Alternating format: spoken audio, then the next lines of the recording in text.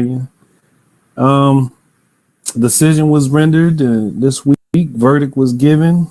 Not a sentencing yet, but Derek Chauvin, the police officer who kneeled on the neck of George Floyd until he was dead last year, was found guilty.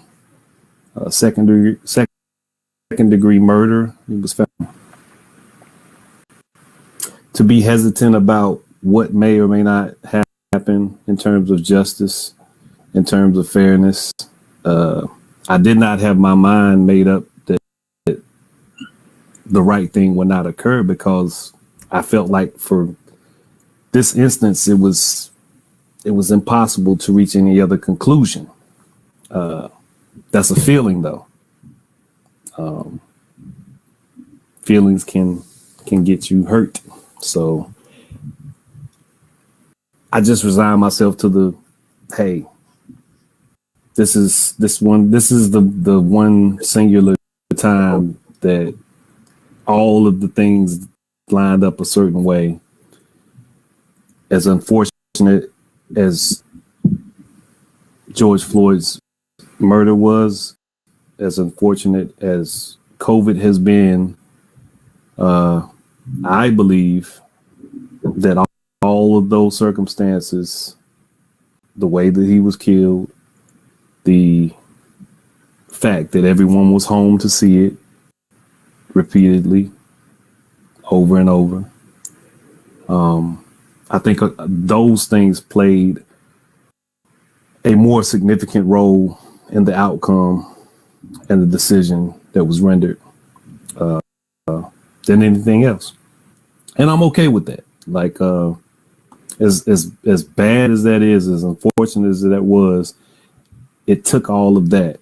I'm okay to see that justice was served at this point in this situation.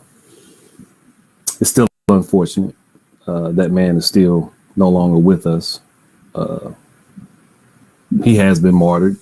I'm not necessarily okay with the politicization of everything. Nancy Pelosi's comments of him dying for, I don't know how she said it exactly, but dying for our sacrificing his life. Yeah, no. She said, thank you for your sacrifice, I believe were her actual words.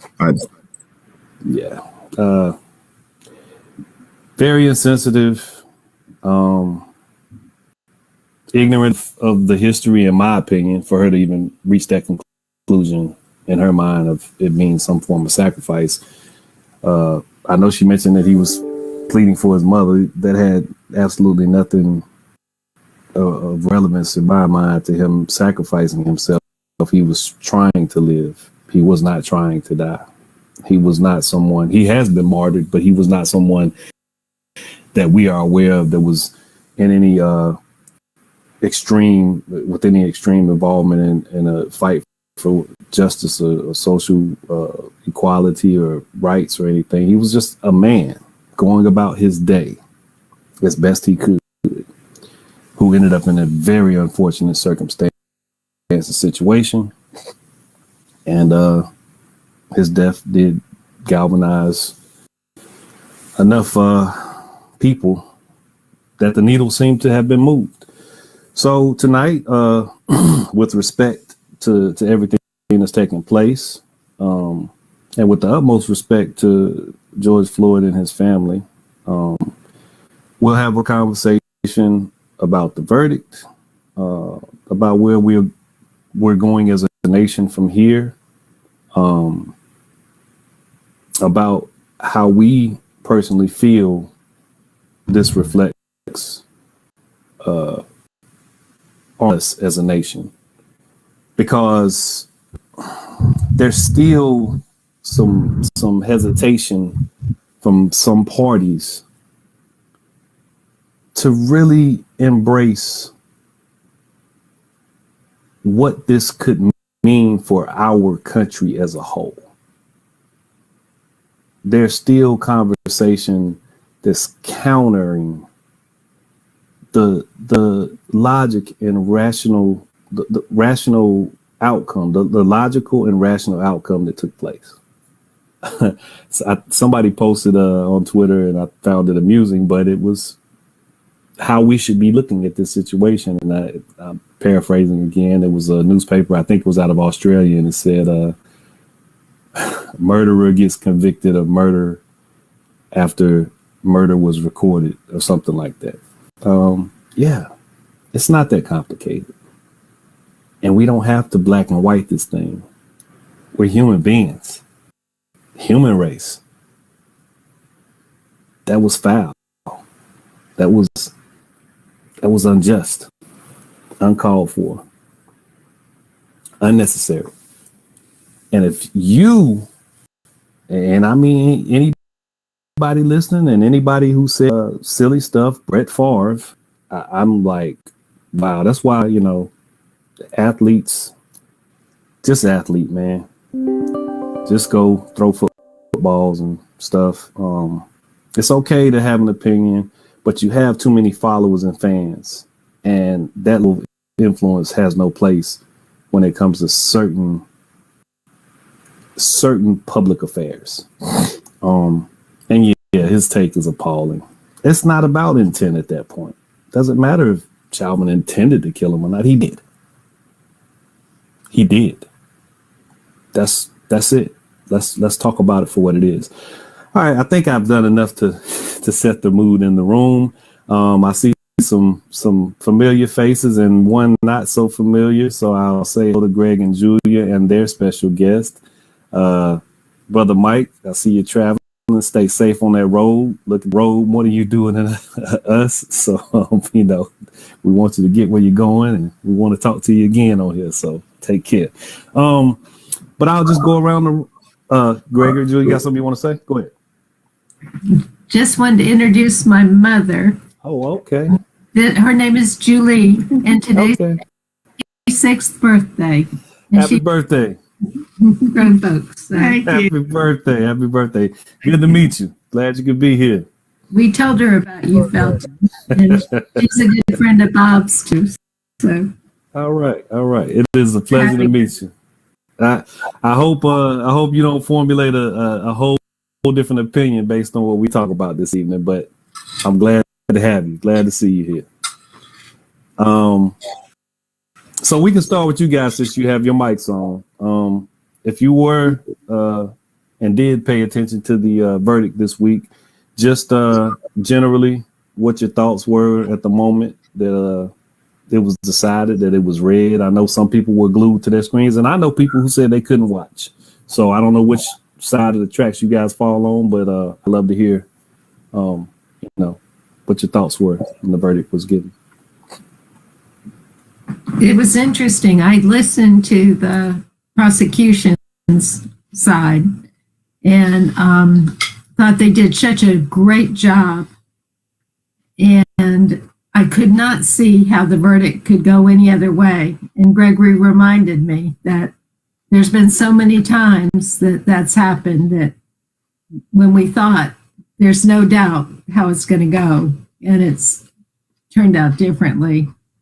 So I think we didn't hear the verdict the day that it happened, but we heard it in the news yesterday, and we were both so thankful that this is at least a start, maybe a start of some change. And we heard the interviews with his brother, and he seemed to have some peace about it, and we were thankful for that. Absolutely. I was glad to hear some words from the family, because that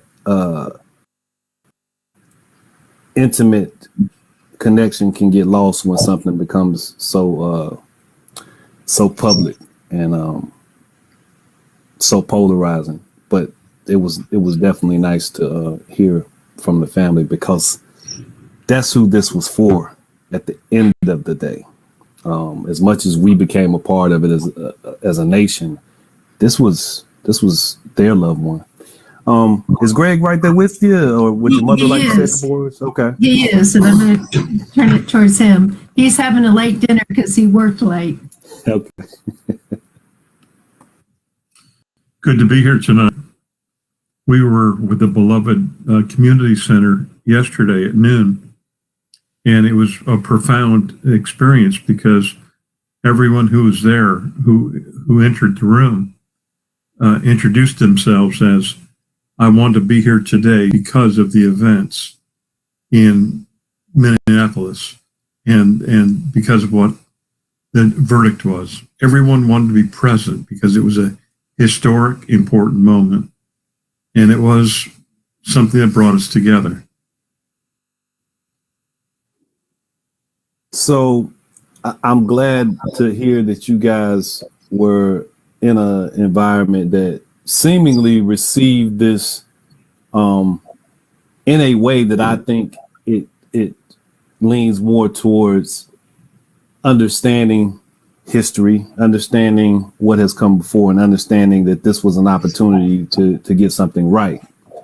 As opposed, and I'll say this regardless of whatever else everybody responds in the room, I hope that you stay true to what your feelings were.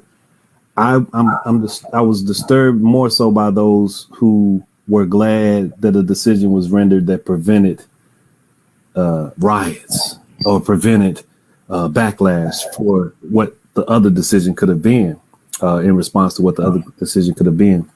The reason why that's disingenuous to what actually takes place. That's disingenuous to the justice that was being sought. I don't look at this one. I don't as a preventative judgment or a preventative decision.